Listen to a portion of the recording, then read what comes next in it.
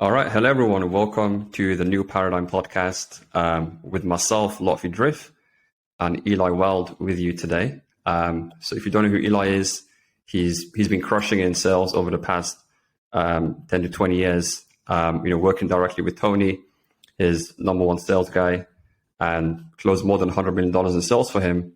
And he's also coached over 100,000 people in sales, more than 3,400 seminars. And I'd actually want to start with one of the first stories I heard from him when I think you were in hospital. And this is when you were still working with Tony, and you outperformed everyone else who was on the team with you. So why don't we start there? I think that's a great starting story for this podcast. Yeah, well, I got the job with Tony, and I ended up living with his son Jarek and his brother-in-law Scott. It was amazing to get that level of insight. Whenever I had really, silly questions, I'd ask Jarek or Scott, and they would ask Tony, and I'd get back a really profound answer to my pretty dumb question. And so I took that information, I ran with it, did really well. But prior to all of that, I was an actor. And so I decided with all this confidence from speaking every day and working with Tony that I would get back into acting. I did it and started to do well, but I ended up getting really sick. Got a parasite, all these things happened, about died. And I came back to work for Tony, like literally on my deathbed. He said some things to me, really inspired me to make some real changes in my life, not just what I was doing, but my perception of what I was going through and how it was developing me and making it work for me instead of against me. And so a lot of those principles that we've all heard, like it's not happening to you, it's happening for you.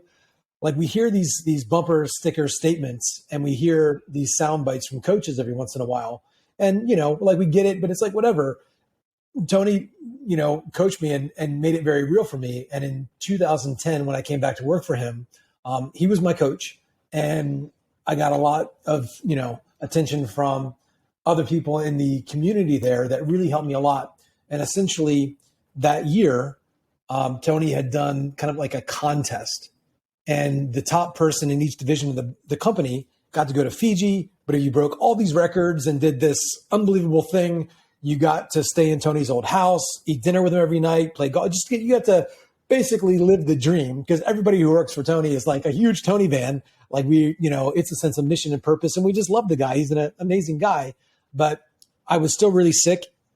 And despite that, in 2010, I worked half the week for Tony, and the other half of the week I laid in bed or a hospital bed.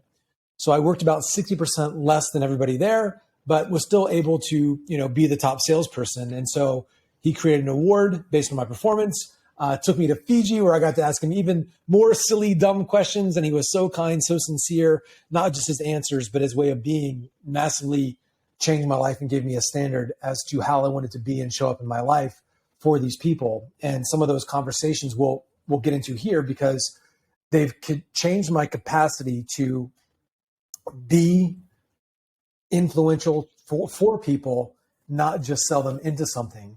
It shifted the way I saw the sales conversation. And that is when I really showed up differently in my script, in my presentation, in my events. And I was able to sell the majority of people, not just with some tactical thing. It was a different level of being. And you've been through my sales training. I always say sales shouldn't be transactional. It can be transformational. And seeing Tony at those events and seeing him, most people listening to this have probably seen I'm Not Your Guru, or seen a Tony soundbite of him turning around a suicide.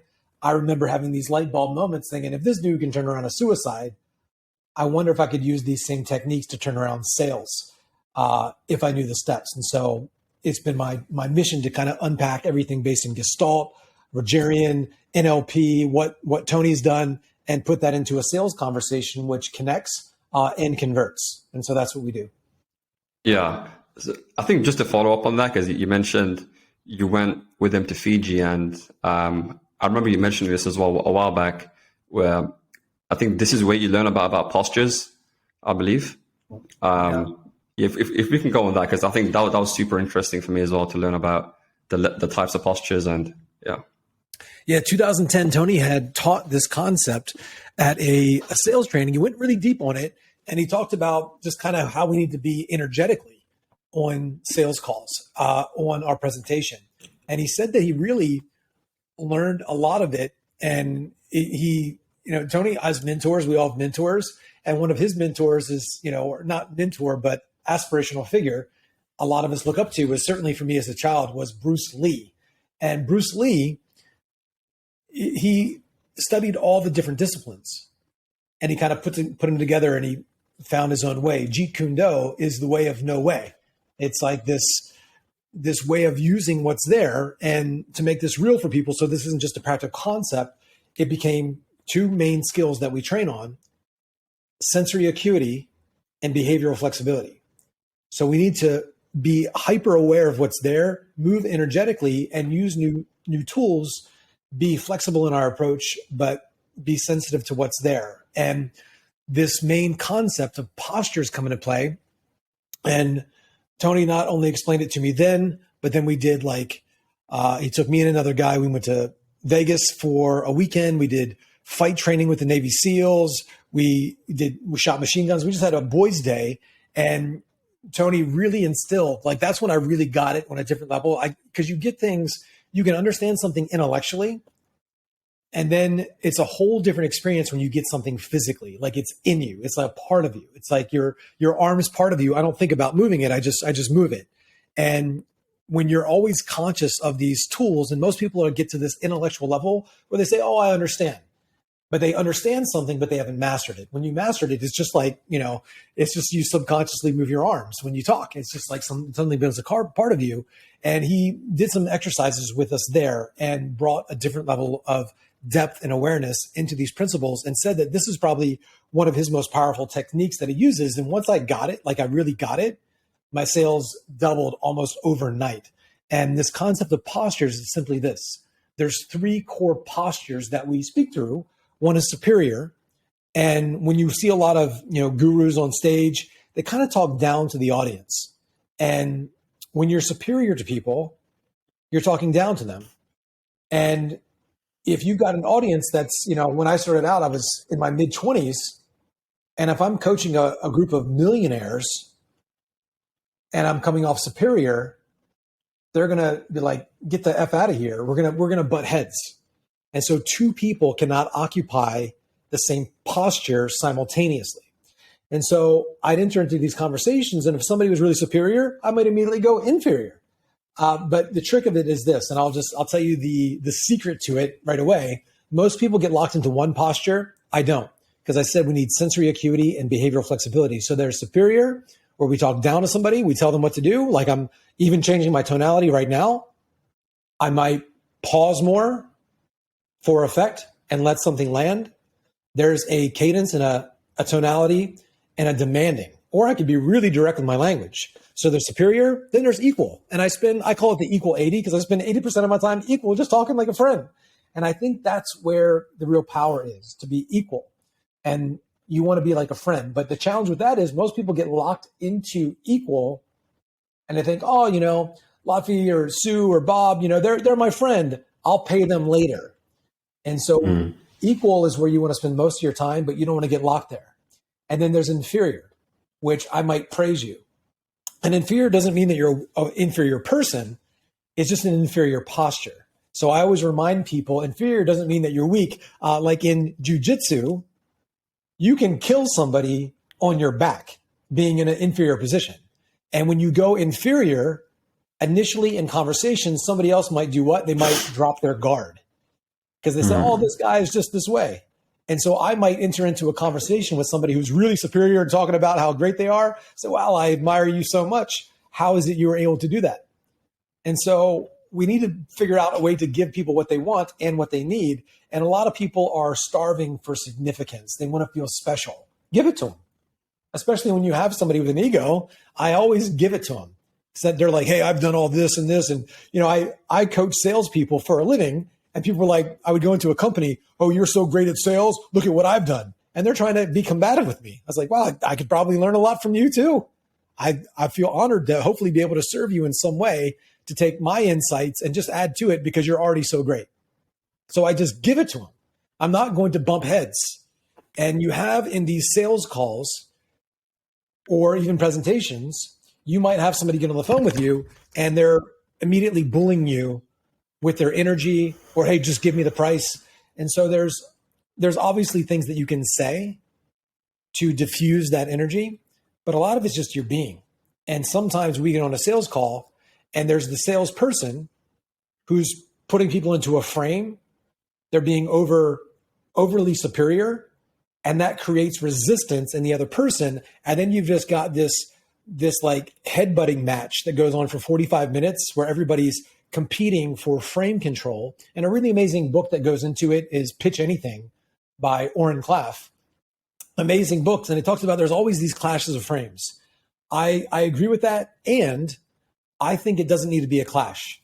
So this concept of postures is not just a linguistic, but an energetic tool to shift energy inside of a person so they drop their resistance and we can connect. However, as I said, most people get locked into one of three postures. The power in it is your capacity to have sensory acuity and behavioral flexibility. Jim Rohn talked about this, like when the storm comes, the storm of emotion, the storm of challenge, the storm of change, the storm of another person's frustration. When the storm comes, the mighty oak falls, but the willow tree stands tall because it was most flexible in the storm. And so when we have that flexibility, we can take what's there and move around it. Now, I remember shortly after, really encapsulating this, I was listening to an old Power Talk, which is kind of like a podcast of today, between Tony Robbins and Jay Abraham. And Jay Abraham is like the most genius marketer dude ever. However, whenever he's on stage with somebody else or in an interview, they usually have to kind of reel him in because he goes off on tangents that are often have nothing to do with the question that was answered. So I listened to a podcast or a Power Talk, if you will, of Tony Robbins and Jay Abraham as I was really mastering this concept. And Jay Abraham in this interview goes off on a bit of a tangent. And Tony goes, "Listen to me, Jay." And he said it with a strong tone of voice, like, "Shut the F up. Listen to me, Jay," which is superior. And then he immediately said, "The great thing about you is, what I admire so much is." So he went superior, immediately went inferior, then he went equal, and then he redirected him. So I get this sometimes. Somebody will ask me a silly question. I say, well, listen, which is a command. The great thing about what you're really offering your people is, and what I admire about you so much is, so as soon as it happens in a split second, as soon as somebody feels like I interrupt their pattern, listen, look, here's what's really great. So my tonality changes. I connect where they don't feel like I'm being combative with them. I acknowledge them. I connect with them, and then I redirect them. So it's 4 things that I'm doing constantly. It's like, listen to me. The great thing about what you're asking is, the great thing about your question, the great thing I can see in you is this, but I think that we all want to equal. So the real question is, and I redirect. So these things are happening so fast. It's just like when you see a great magician, Tony's linguistic skills, there's other people too that I've followed for years. It's really amazing to see what they do. Just like a great magician, you're absorbed in it. There's actually a book that had a big impact on my sales called Sleight of Mouth, which talks about some of these reframing patterns by Robert Dilts. And I got really, really good, obviously watching Tony and other people, but I started to really become a master of the principles and the process by watching salespeople and presenters who sucked. It's like when you see an amazing magician do a magic trick, you're like, I have no idea how he did it. And you study, but you're like, still, I don't get it. When you watch a really crappy magician and you see him do the magic trick and you can see, oh, there's a little something hanging out the sleeve. Okay. There's some feathers in the pocket there. There's something like that. I can see where they're messing up and they're doing it kind of slow and a little bit clunky, and you begin to see the steps. So it was great to see somebody do it magically, but seeing really bad speakers and bad salespeople and, having a sales training course, I got to start to listen to a lot of really bad sales calls through this filter, which I learned from other people. Like, their mistakes taught me how to teach. So it's kind of, I think it's so important for everybody who's listening to this that's a coach of some sort. It's really great for you to learn stuff, but then also to teach. And that's where you create your own frameworks. And so that's what we've done at this point, is taken all of that and created new processes to make it really simple for people. Yeah, absolutely. Totally with you. I think this ties in well to another concept about the three levels of mastery. The understanding, the cognitive, and the physical. Why don't we touch on that for a bit? Because I think that ties in very well with what you just mentioned. Yeah, it goes back to just that, it could be related to unconscious competence, which is what we want, where you don't have to think about it.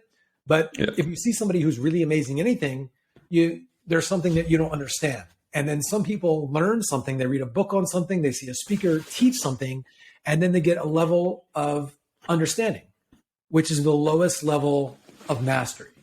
So people say, oh, I understand, I get it, I know that. You don't know it unless you can just do it without thinking about it. That should be the mark of really understanding something. But the lowest level is just understanding. And for most people, when they say they know something or they understand, what they do is they break their commitment to mastery. They're already satiated. And so understanding is the lowest level. And then there's cognitive mastery. That means that you can regurgitate it. And that's a lot of coaches. We have so many coaches coaching coaches on how to be better coaches and market their coaching to other coaches. And so most people are just regurgitating this stuff all the time. And it's like, I remember years ago, this lady who would remain nameless, very charismatic lady. And all my friends were signing up for this lady's seminar. And she was making $100,000 a month. And it was $10,000 to go to her seminar. She did one a month and she only had 10 people allowed to come to it. I was like, I can kind of figure out what's going to happen. They went to the seminar, they paid $10,000. And essentially she said, well, you need to find 10 people to come to your seminar for $10,000 a month. So it's kind of like, well, what are you actually teaching though? She's like, well, here's what just do what I did. But you're just, it's the promise of making big claims. And so that's, we have all these marketers just making really big claims. And it's been fascinating to be on the other side of it, which, kind of makes this come full circle, this unconscious competence. So the highest level of mastery is it's physical mastery, where it's just in you, where you don't have to think about it. And because you are the principles, you add your own essence to other people's challenges and problems and process. And you can go into any context and shift what's happening there. And so that's the level, hopefully, that we all aspire to, but that's not an easy path. It just takes years and years and years to develop it. And we all want instant gratification, the easy copy, paste, quick fix thing. But unfortunately, mastery doesn't come from that. And when you get into the higher levels of coaching, working with great clients, they want that. They want somebody who's grounded and solid and been consistent and provides certainty for their business. And so that's why the training never stops. And even for myself, I've had times where I took off and wasn't doing any kind of sales training for a long time, got back into it three months later after working on a different project. I was like, wow, I'm a little rusty. I need to listen to some sales calls. I need to go back into this. And so that training, my worst is probably better than most people's best. Even other sales trainers, just at this point, it's been about 20 years, but still you can tell when you're getting better. And it's just like going to the mental emotional gym. So that physical mastery over your tools and your concepts, absolutely key. And that's when it's like you become it, you become the thing. Yeah, absolutely. So because I know you've done a lot of seminars in person, and also, I think that's pretty much how you started the career, doing the in-person stuff. How have you found the transition to digital and online being? Because I know you had a thing where you did $3 million in messenger sales, but just generally just selling online compared to doing everything in person. How's that been? And do you have any pointers on that? Well, I've got 12 events coming up in the next 3 months. I've got an event coming up with Gary Vee. Next month, I got one with my buddy Paul Getter, who built out a lot of the social media for these people. So I love in-person events. They're the best for impact, but they're super expensive. You got to fill the room. So essentially, like, you rent a room, which is money out of pocket, and you got to fill the room. You got to do marketing to get people in the room. They got to pay for flights and tickets. And if you go to a hotel room, it's like $10,000 for coffee. They basically they really put it on you. And so it is a heavy expense. Like, you have to love it. And if you're good and you know what you're doing, you can monetize like crazy, because people love interaction. Even when you join a high ticket coaching program, people, of course, want the content, but they'll stay for the community. And when you do a live in-person event, you have instant community if the event is run well, because it should be about connecting. It should be about the leader, the speaker, whatever, creating a fun environment to make sure people have experiences. So it's hard, and they're obviously doing it. A lot of people are doing these virtual events, and they're great. I think the virtual event space is here to stay.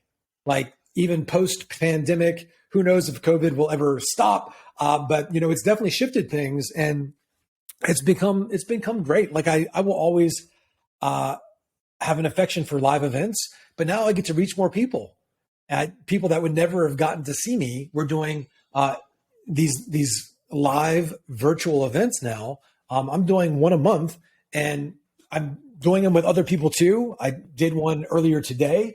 I'll speak on other people's stages. They'll speak on mine. We'll do 5-day challenges. We'll do one-day events, all virtual. And so it's amazing. And when you have something that's virtual, you get to test everything a lot, and you just have more reps. So I love the virtual events. We're figuring out some things, the SOPs. I'm in a group where people are doing 7-figure days with virtual events. And so the challenges, the opportunity is there, but there's, of course, challenges that come with that. People are in their home, they get distracted. So or if you do a hybrid event where you have people in the audience live and you have people home virtual, how do you get them interacting with each other?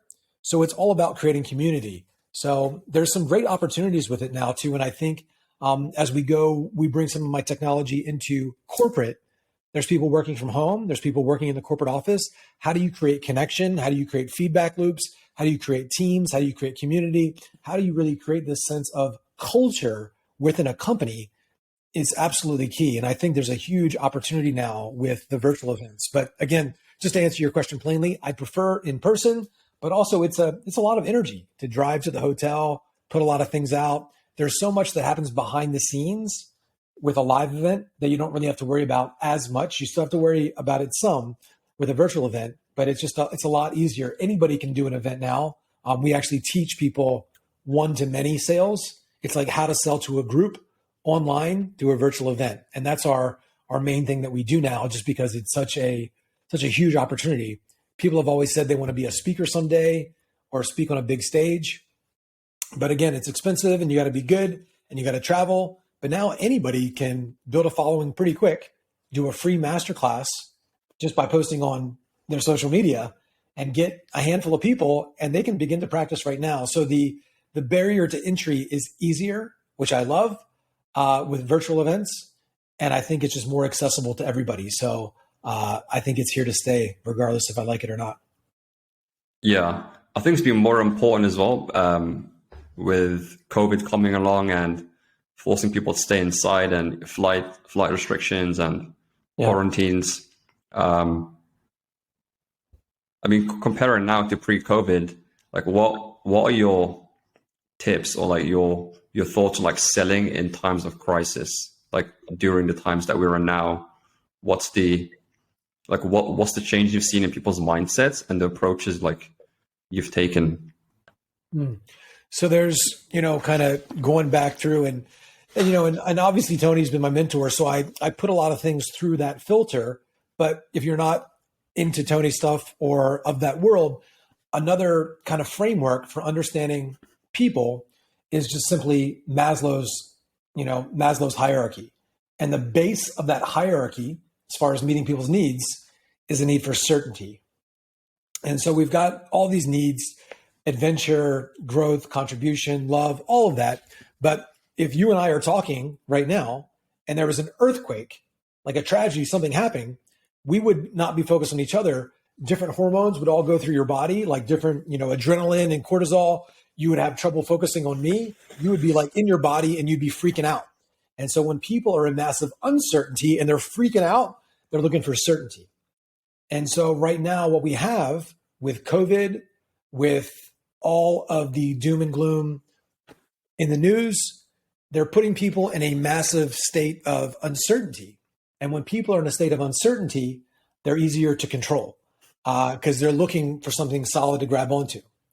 And so knowing that to be true, that people are in uncertainty, we can use that to our advantage if we're ethical. But here's what we need to get. And this is kind of the process of sales. And I know you've seen me talk about this. I talk about there's the earth and the moon. If the earth gets bigger, the moon would be drawn toward it. And so in that exchange between the earth and the moon, you can look into the sky. If the earth that you're on right now got bigger, the moon would get closer. But if the earth shrank that we're on right now, the moon would get further away. And so how do we use this physics principle for our sales? Know this, that if we can get people to feel uncertain about where they are because of Corona, because of whatever, they'll want to be drawn towards something. So how we communicate, how we sell, how we create a solid brand and solid processes in our business will give somebody a feeling of certainty to move towards. And so the process of sales, through asking questions or even with our marketing, it's big promises and people begin to doubt, well, am I doing it the right way? So if people doubt themselves, they have uncertainty attached to what they're doing or how they're being or how they're communicating, they begin to look for answers and they draw towards something that will make them feel more certain or safe. And so that's essentially the process of what's happening with sales and marketing. And that's what's happening all around us. And so Corona, just like anything else, is, there's going to be other quote unquote Coronas out there, other significant emotional events in people's lives that cause them in some uncertainty. And so this Corona thing is it's not really a new thing. It's just the new thing that's causing some uncertainty. There'll be some flu or some this or that, and that's always going to be there. At this level, hopefully not, but it's just something out there that's causing people uncertainty. And most people, if they didn't watch social media or the news, they wouldn't even know that there was a pandemic going on. Most people. And so, take that for what you will. There's just a lot out there that makes us feel uncertain. And when people feel uncertain around their health, their finances, their future, they begin to look for something strong to latch onto. And using this ethically, we can be that for somebody else with our product, service, or ideas and create a community for people where they can feel safe and certain, but we also need to provide them real results. Yeah, absolutely. 100%. Just on like B2B versus like B2C sales, because I know you've done a lot in, I think when you started was it 7 weeks to the 7-figure body that you had? Yeah. Right. Yeah. My background, I was a kinesiology major in school. I didn't know what I wanted to be in college. So I liked working out. And so I studied that and I figured I'd be a chiropractor, but life happens and it didn't go that route. But my first coaching, my company was called 7-Figure Body, 6 steps to a 7-figure body in 8 weeks for entrepreneurs that are destroying their health to build their wealth. And, we put together this whole thing and it was going to be amazing. I didn't think, and I was doing decent. My first day that I made an offer, my first day in the business, I had a 5-figure day and I was like, I'm going to be rich. And then I got into the sales process a lot and I felt like I could enroll anybody. And I got my first high ticket coach and he was like, you're pretty good at this sales thing. Why don't you just teach sales? And I was like, people would pay for that? He's like, yeah, you're the top salesperson all time, basically for the industry. You should be teaching this. And I was like, okay. And I brought on a few people and the rest is history. But that was my first kind of intro into coaching was health coaching. And that was it. Yeah. Loved it. Yeah. What differences have you seen between doing B2B and B2C sales? In terms of selling to those types of people? B2B, if you're selling to companies, you're going to have to deal with more people. And so it's like if you're selling B2C, you usually ask some question about like spouse or business partner to see if other people are involved to make the sale. With B2B, there's always other people involved. And so you need to be able to kind of pull through pre-handle the objections and know if you're talking to the right person, not be dismissive to the person who's not the decision maker, because it's going to be a collaborative effort. You need to provide some real value. You need to be able to get everybody on the phone. You need to be able to inspire people to action. You need to be able to, it's a different level of leadership that is required with B2B. And I started in B2B. And so that really helped me. And B2C became a lot easier. The Tony Robbins gig, it was B2B, but a lot of it was B2C. And so a lot of times I went into companies to make a B2B sale and they weren't open to it at all, but I was able to still make presentations. And then I did B2C. So I sold individuals within a company. So it was kind of both at the same time. So a lot of sensory acuity. There was no like exact framework. They say this or that, but you get a feel or a sense. And there's now looking back on it, there's certain questions I ask to make sure that the right people are on board on the conversation, that it's framed appropriately, and to get all appropriate members there. But a lot of it, what creates that is the value that I was presenting from the start, where people just became more involved. So a lot of it just comes from your own expertise. Yeah, absolutely. So in terms of like sales versus influence, like, because I know you're doing more stuff recently with like NLP, with Chase Hughes, and the new programs that you have. So how much of the sales process do you try to like implement like NLP and things like that? And if so, like what kind of things have you done successfully on that side? You know, it's interesting. I did an event with my buddy Chase Hughes. He's like the top military government interrogator, body language dude. This guy's, he's a genius. And like what he does, and he said this initially, like what he does is so far beyond NLP. And I was like, yeah, whatever. And my filter was always kind of everything is NLP. And that's true and it's not true. So NLP by definition is the science, it's the study of human excellence in communication. So when you see somebody who's excellent, you know, say a Michael Jordan, a Kobe Bryant, not only what are they doing, but what are they thinking? And so everything down from the pictures they make inside of their head. So it's an understanding that everything is a strategy. So neuro-linguistic programming, nervous system, linguistics, language programming. So how do we use communication, be it pictures in our mind, sounds, sights, smells, to reproduce certain states that make us more resourceful, more creative, more productive, more effective? And so there's a syntax, an order and sequence in which we think or feel or breathe that puts us in an optimal state that really produces this great performance. And so there's two ways that we look at it in the sales conversation. There's your internal state. Like when you get on a sales call, you've had, you listen to this, you've had times where you're on, times where you are off.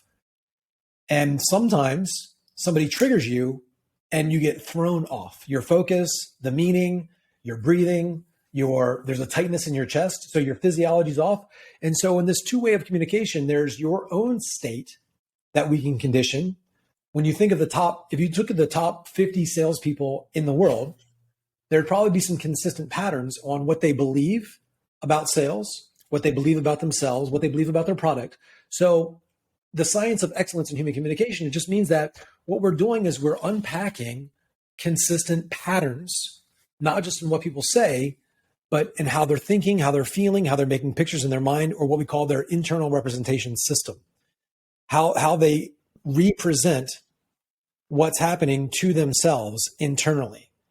And so getting somebody in a consistent state, that is a lot of what NLP is all about. The other side of it, and what I've been a geek on for years, because I took all the NLP classes, and it was a lot of anchoring or a lot of these, generalized, distort, it's like these really basic concepts. And it's like, okay, that's cool. That's a cool technique. but it doesn't really help me. And I think that's the frustration for a lot of people with NLP. And in NLP's defense, it was based in the therapy. So all of the concepts and all the books are to help you become a better coach, change somebody's internal representation system around themselves. It wasn't really used for influence, for sales. And so Chase, for example, in my definition of NLP, everything's NLP because it's just the studying of human performance, like excellence in human performance.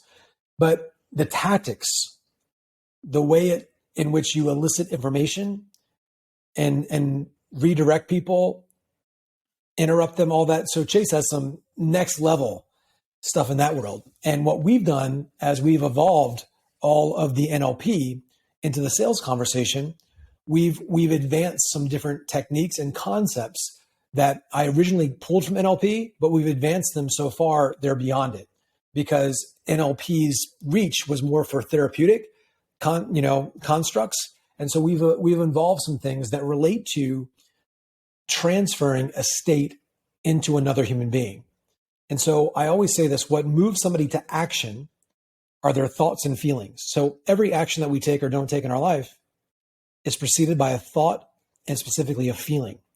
And so if we know the thoughts and feelings that people need to have before we get into the game around themselves, around us as an authority, around our product or service, we can systematically implant those thoughts and feelings in people to put them into a state where they're more likely to buy. And so that's essentially what we've done. So NLP, by itself, it's a great tool, but, I've combined essentially everything from copywriting, sales, business, mindset, leadership into it, which has evolved it quite a bit. So as powerful as some of those techniques are, they weren't built for sales. And so what we're going to do, and we'll have, I'm more teaching the one-to-many sales, because that's what I did for Tony. I did presentations that sold people, because I like selling one-to-many, not just one-to-one. But I get asked about it so much this year. Probably in about 2 months, we'll have a NLP sales certification. Like, how do you actually use all of these techniques to shift people's beliefs on a phone call? So we'll put that out in a couple of months for sure. Yeah. So just to wrap up, if you can go over like where people can learn more about you and what you're working on and releasing, because I know you're working on a book as well. I think I heard. Yeah. We're working on it all this year, kind of just putting a lot of these concepts out there that will be new for people. And my whole thing has always been sales is leadership. And so it's about becoming a better leader where people naturally just trust you. And so we've got some really cool things myself and my business partner put together that have really had a significant impact on the industry. But people can follow me. We got some free training. It's just wildeinfluence.com/go. And we got some free stuff there. It's Wilde with an E, WILDE, influence.com/go. People can find some of our free stuff there. And then just social media. Instagram. I'm just starting on Instagram. I don't have a ton of people. I got Instagram, and then Facebook is just my Eli Wilde, my personal page. I don't really do much on my business page, but that's now where I'm starting to put out content almost daily, where people can see what we're up to and how we're helping people. All righty, sounds good. Eli, I appreciate you coming on. Hopefully we'll chat again soon. But yeah, I know you're a busy guy, but appreciate you coming on, and we'll see you soon then. Awesome. Appreciate you, buddy. All right.